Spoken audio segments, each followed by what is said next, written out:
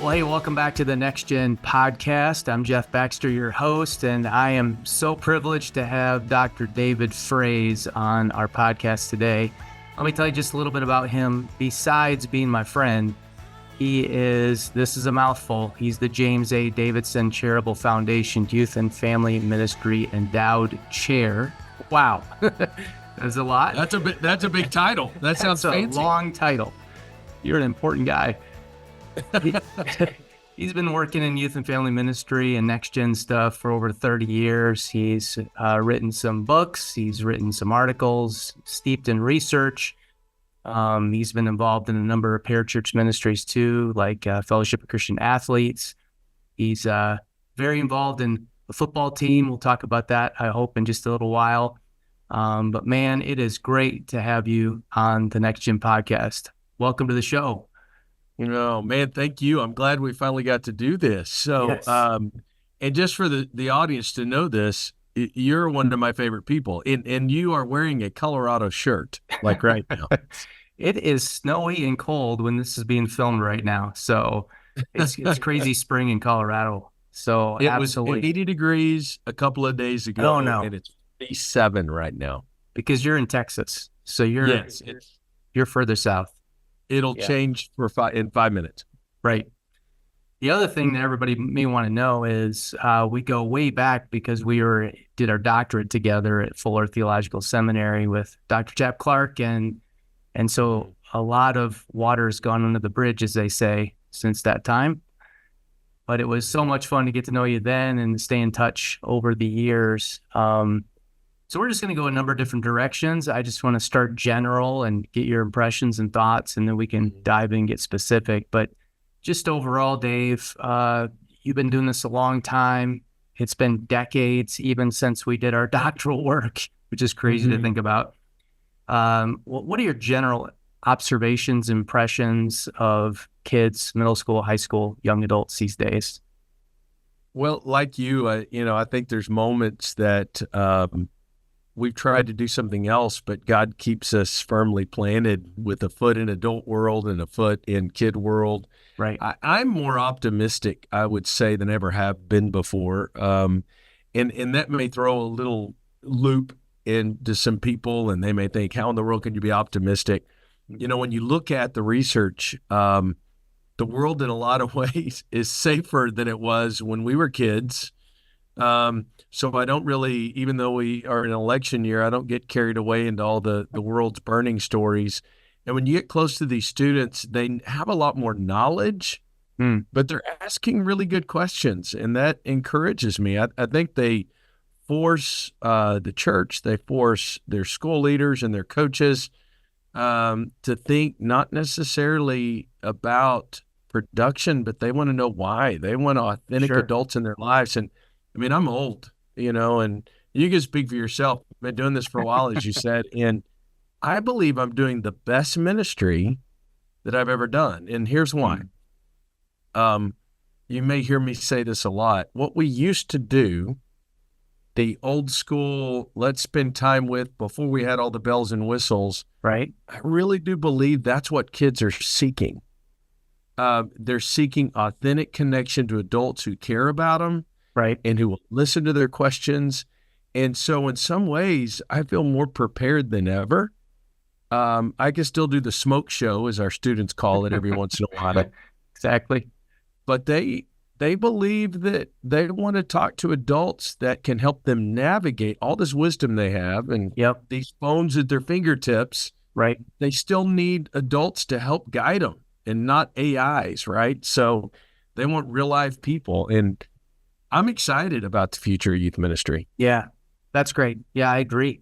Do you think, let me lean in there a little bit. Do you think that the average adolescent is getting those authentic relationships with adults?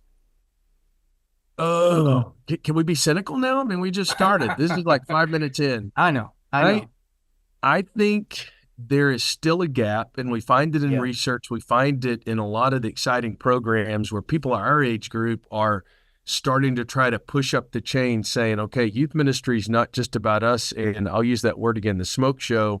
It's not about a program. It's about an entire community, Deuteronomy 6. And Right. I got to say the word intergenerational, or I don't, Right. I'm not a scholar, so that's my word. It takes all of us to raise these children. And so that sometimes pops on top of a ceiling of senior leadership and boards, because especially in some of our mega churches, Jeff, and we've both had experience with those, they look at the numbers and they're like, hey, we're fine. Right. We do great. Well, you got to look at the long term. What happens when they leave? And we're still losing the best research you and I can come up with. I don't care who does it. Right. Still about half of them will say no, thank you after they leave high school. Right. So, we can still continue to replenish and have numbers. So if you're not looking at it, you're like, well, we still got a big youth program. We still do things. But we have enough gray on us now to realize, okay, what's happening after they graduate? Yep. And the students who make it, and we have so much hard data on this, have adults, have real relationships with their peers, can navigate the tough moral decisions because they haven't just had Jesus shows. They've actually got involved in what does it look like to walk with Jesus practically. They have good biblical teaching. Right. Bible classes. Isn't that a novel idea? They still go to mission trips. They go to summer camps that are transformational. Right. But it's old school, Jeff. It's the stuff that we've done. And when you double down on the things we've done, and it looks a little different, of course, it works. Right. But that adult component is huge. Yeah, absolutely. Yeah.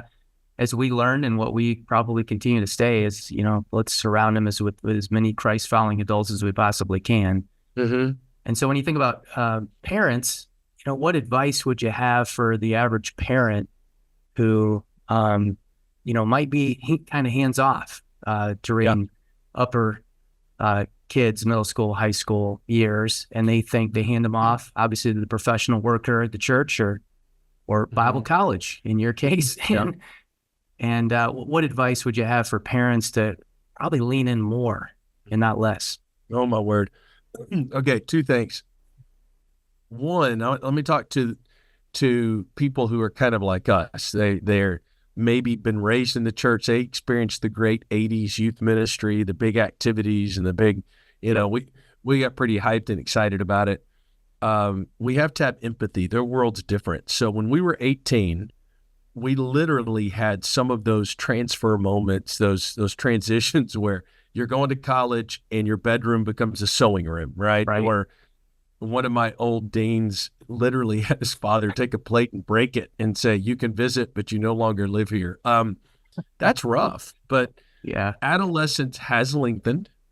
Yep. What begins in the body ends in culture. And what I find out, especially as a college professor, students start to change when they're around their junior year, when we start to do their advising, and all of a sudden adults seem to make more sense. So that hangs out in the research, right? Freshmen, sophomores are still middle adolescents.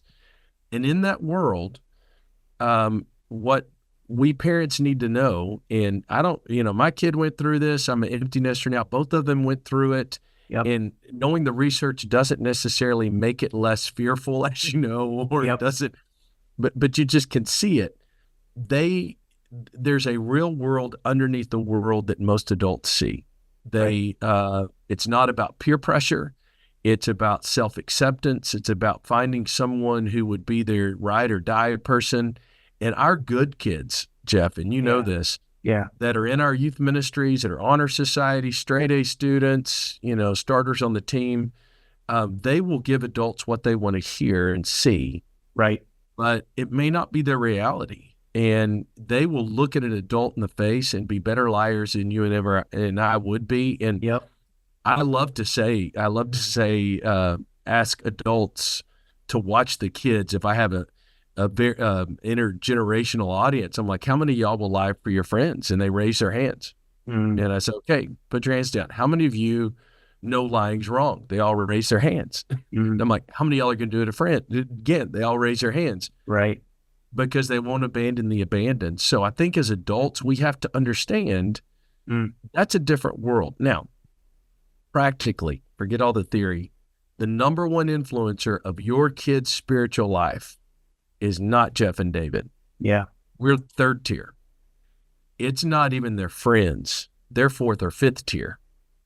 It impacts them, but we have a tendency to think our adolescence experience is theirs, so it's all about peer pressure. Like I said, it's about safety.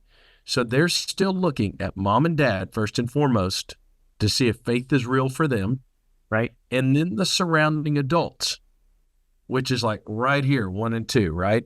So I can't out teach what happens in their world, and neither can the great Jeff Baxter. We're not that good. We can do the dog and pony show. We know how to teach teens, but they will still either validate or unvalidate that message from what they see in their parents and surrounding adults, and both of them are important. Yeah. That's really, really good stuff. Monkey see, monkey do. That's a book we used to read to them. And if I'm losing my junk during election year, let's be relevant here. Guess what? Yeah. My kids are watching that. If I think the world's coming to an end because of a certain issue or a certain party, they're going to think then the kingdom of God and its survival is based on a political position or a certain position, or, that's why we got to be so careful. They got to see our confidence. Right. And I'm preaching now here, but Deuteronomy 6, you get God inside of you and then get it inside their kids. Right. And that's not mom and dad. That's all the adults. Right. That senior pastors all the way down to janitors, they have to see authentic Christians in front of them. Yeah, I love that. That's really, really good. And you wouldn't even know this because we haven't had this conversation, but in the last 2 podcasts, Deuteronomy chapter 6 has come up every time because it's kind of the foundation for what we're doing. So for those listening, I did not tell him to say that. Not at all. It's just part of the deal. Hey, here's the other thing. A long time ago when we did our doctoral studies together, that was brand new to me, that was just a light bulb moment back then, but even more so today, is kind of that marrying of theology and psychosocial development together. And, I just grew up in a world, my background, my education before Fuller, that didn't even think about psychology or adolescent development or any of those things. And you mentioning that, students can fake out adults all the time, and we think they're actually more mature than they are. So the valedictorians, the honor students, college prep students, getting straight A's and having it seems like adult conversations individually with parents and things. And will you lean in with that just a little bit more? Why is it so important for us to understand that what they look like physically as an adult is not what's going on in their brains and their relationship with other people? So if somebody watches this, I'm gonna be talking about John, Frank, and Susan or whatever. If I use examples, I'll try to stay away. Yeah. I can think of a kid right now who is gregarious, fun, and I know he's doing drugs. And I think he knows that I know. And he will say to me, and this is in a public school, "I love you." He goes, and "I love you, buddy." And I know, and all I'm doing is sowing seeds because I know he's struggling, but he's so good at what he does. And I'm telling you, his mom and dad, he has all the resources he wants. He has, parents in power and position. And if they knew they couldn't stop, stuff, there's no hard evidence he's that great. But he's going off 2 or 3 different states somewhere else, and he's going to a partying school. Yeah. And it's a D1 school. It's great. He's not going to play ball, but I know why he's going. And it's interesting because he doesn't do enough to get caught, but he can play the role. He makes good grades. People like him, but his peers know something's going on. Yeah. And I know something's going on because he trusts me and the adults that do, but he's not ready to deal with it yet. Yep. And he can still fake it. That's just one. Right. You and I have had time and time again in discussions with students over the last 30 years. Yeah. Students who they are straight A drug users. And it's interesting because when we were young, if a kid's grades drop, we're like, "Oh my gosh, they must be smoking pot." Well, right. That's just Tuesday at some of our schools. It's right. They can hide it. in some of our more affluent schools, and I was doing ministry in the Dallas-Fort Worth area, parents, not understanding the world is different, would give their kids $250 to $300 and say, see you on Sunday type stuff. Mm-hmm. And they're like, well, they're making good grades, they're responsible, so we're going to just go off for the weekend. And you're you're saying that they still need to be parented. Yep. But they look like they're doing fine. And this doesn't matter if it's homeschool, private school, or public school. There is a world within a world. Now that's all in layers, and we're talking in generalities with some very specific questions with specific illustrations. But if we could ever understand, and I'm talking high school now, that it's not about peer pressure, it's about fitting in. Right. It's about surviving. Right. Being involved in athletics, the amount of totally irrational expectations of parents placed on kids about their abilities, or academics or band, any extracurricular. When we were kids, so I'll give a big example. If you and I got in trouble as kids and somebody called our parents, our mom would say, thank you. Right. Today, a lot of the parents are like, well, why are you judging my kid and what happened to the other kids? It's all about equity. Exactly. We're so isolated, and sometimes in our parenting, and I hope people hear this, I had older parents. I'm an old soul, but also I had a lot of mentors that helped me parent. I learned early on that my kids' mistakes are their own, and it's not a reflection of me. My kids' successes are their own. It's not a reflection of me. And trying to separate and let them become an individual without me over bragging. Here's another thing. Yeah. We don't ask our kids to put them all over social media. Right. And it gives them so much pressure.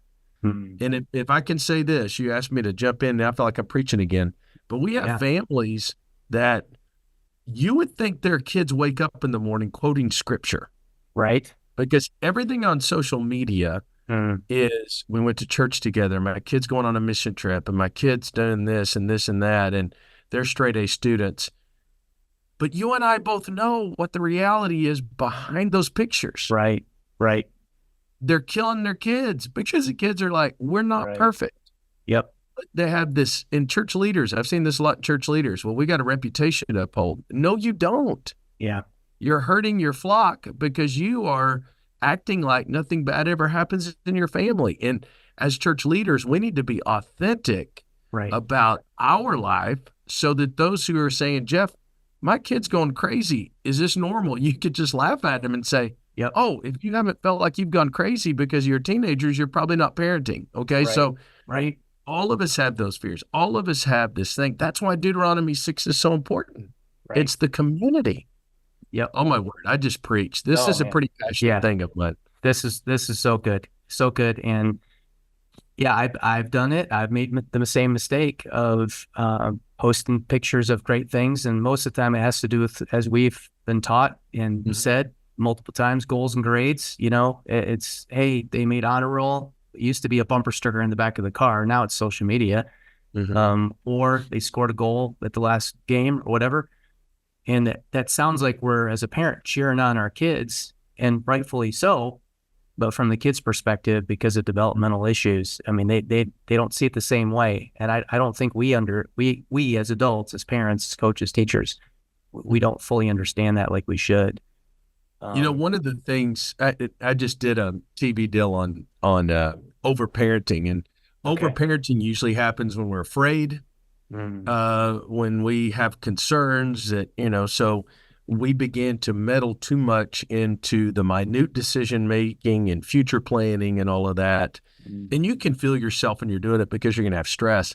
A very simple thing is, before you post something, ask your kid. Right. And you'll understand if they say no and you start feeling, you'll find out real soon that some of the things we post are about us and not about our kids. Exactly right. So just ask yourself that question.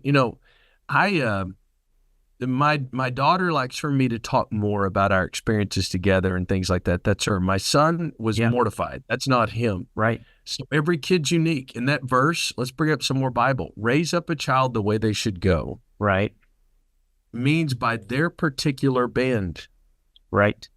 Some kids want that. Some kids don't want that. Some kids need hugs. Some kids need pats. Some kids need you to turn the screws down and raise your voice a little bit. Other kids, if you look at them, they'll fall apart. Yep. That means we got to spend time with our kids, not just running them from point A to point B because everybody's going so fast, but having dinner together, going to a movie together. Right. When you're driving from point A to point B, we're all thankful for cell phone videos when we're on long trips, especially if young kids. I get it. But Right. when do we ever just have, Mm. as what Dallas Willard said, we just waste time with Jesus? Yeah. It's that's so great good. to waste time. Yep. That's so good. I might even lean in a little bit more. Eva, I love the question of asking your kids what if you can post this on social media, but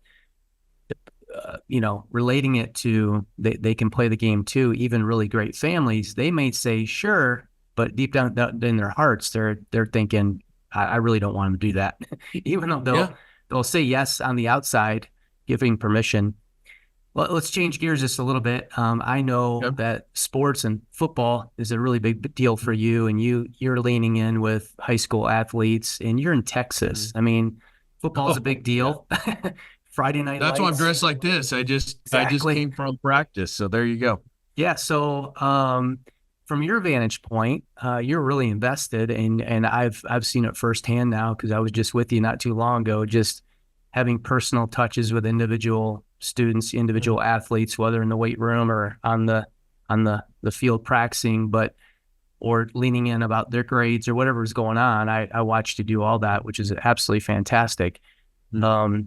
But you also know, obviously, sports, football, basketball, whatever the sport is, can turn into a little G God for families. And so how do you think parents, families, youth pastors can lean in on that whole topic of sports in general, but you're in the football world, in the football mecca? Well, and I'll say this is a shameless plug.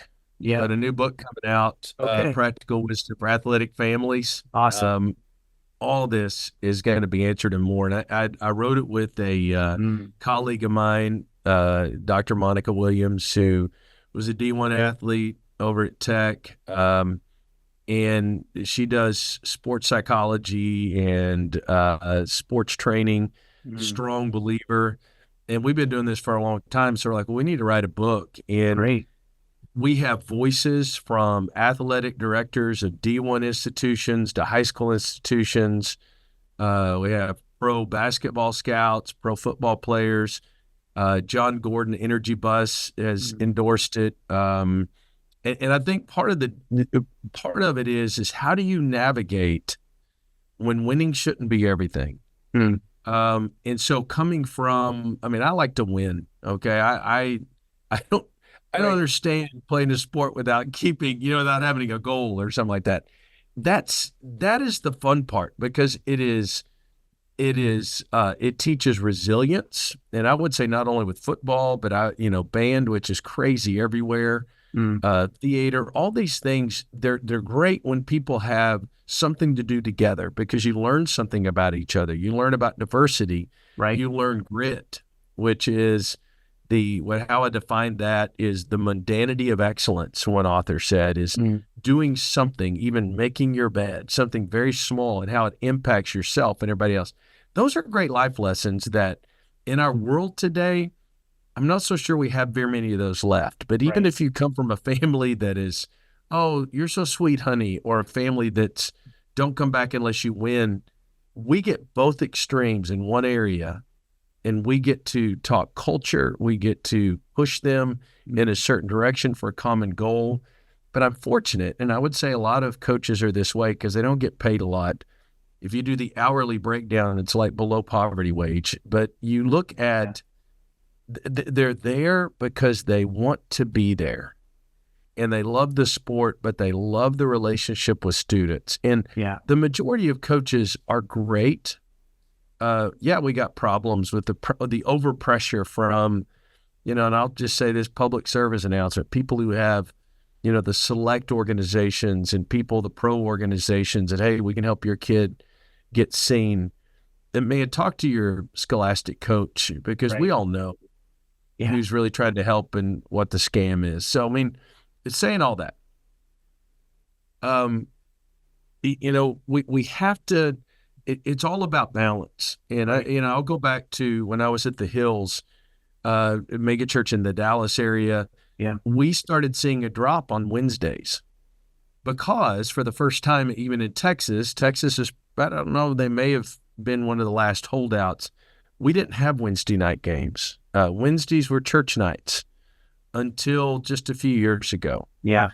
So you have band, you have football, you have track, you have theater, you have volleyball, you have debate. Wednesday nights could be one of those nights. So we began to shift somewhat. And I think this is important. We didn't make kids feel bad. Yeah. I think it's a tendency for, and I'm going to go ahead and say this, homeschool parents and private school parents to say, God is out of our schools and this is why we're doing that. It's offensive to people like me who are God people in the schools. Yep. But what if this is a great missional opportunity? Right. The goal, and you'll see it in the book, the balance is you got to be around godly people. So Sunday morning class, again, parents and adults have to set that lead. But it is, you can work it with your select teams to say, okay, I got to come to church on this Sunday. Mm-hmm. Next Sunday we may be gone, but you can balance that time. But we started changing our philosophy to say, if a kid is a leader in youth group, more than likely he's going to be a leader on his team, theater, band, or any of the extracurriculars. Yeah. So why not encourage him to be a godly leader and consider his ministry as one that is being a steady, dependable, godly influence on that team or group? Right. So a lot of it's changing our focus. Yep. But it still can get out of balance. Yep. And a lot of it, and I'm going to just totally throw adults under the bus, which we're one of them. Okay. If we get rid of adult peer pressure to think if my kid's not on a certain team or do certain things, they'll never get playing time, that's what's hurting our children. Our kids, if our kids are excited about a sport, they'll be able to navigate that, and you'll be able to say, okay, we need to take some time off. You have to listen to your coaches and people around you. Right. But adult peer pressure is real. Yep. So they're like, well, if they don't go to this team, or they don't do that, if they're not involved, and then they'll play for their high school team, then they won't go to college. And that's our only, education thing is they got to go to college. If they don't go to college, they'll live in a box under a bridge. And we got to stop that. Right. We really do. Yeah. And the fact of the matter is, some kids, this is from Coach Fraze here, if you're 6 feet tall and you don't jump high and you're not fast, you're not playing at the University of Colorado. D.Min will not take you. Right. Absolutely true. Yep. It's not the coach's fault. Yep. Well, I love your balanced approach because, again, I've seen it firsthand now. You just being absolutely invested and passionate about coming alongside kids who happen to be football players mainly, and getting the right order of things correct. So I appreciate that. This has been really good, and time has flown. If you had some parting words, Dave, for parents, teachers, coaches out there, maybe summarize a little bit. What would your final call to action be for those coming alongside the next generation? These are two of my favorites because I had to tell myself this. Yeah. So, first of all, it goes back to that monkey see, monkey do book that we all knew when we were kids. Yep. Our influence in the lives of kids that are in our home, and those that we surround ourselves with, those that you see me talking with in a weight room, we cannot underplay. Adults are the ones that have to socialize the next generation. So we have to take our job serious. We cannot advocate that to phones and music and just say, well, they're on their phones all the time. Yeah. We could be the reason they're on their phones all the time. Right. So we got to take our responsibility serious. And the thing that I have to remind myself, because even when we're older, like Dave and Jeff here, right? With the Jeff and Dave show, here's the deal. We still look at what our kids do and go, did they learn that from me? Right. And that's awful. Yep. And so I have to tell this to myself, and I would leave this with all these families. God loves your kid more than you do. When your heart breaks, if you're a teacher or coach and your heart breaks for that kid, you have to take your responsibility of influence. Yep. Great. But God loves that kid more than you. If you're a youth volunteer, you're not cool after 25. So let's forget that. Right. We're not cool anymore. But authenticity is important. That influence of authenticity will then realize God loves these kids more than you love them. We're just there to help God do the work. Yep. That's a great place to kind of end this conversation. I'm gonna have to have you back on because we can keep going a long time. And it's been so much fun because now hopefully we're learning. We've got all this life experience, and hopefully we're getting smarter and wiser about some things. And I have 10 more questions I could ask you, but for the sake of time, we're going to wind up. But thanks so much for being on the program. Thank you, and I appreciate your ministry, my friend. Yeah, thanks, Dave. This podcast is hosted by me, Jeff Baxter, along with special guests who are experts in the industry. We're mixed and edited by Leopard Productions. Our senior producer is Colin McFarland.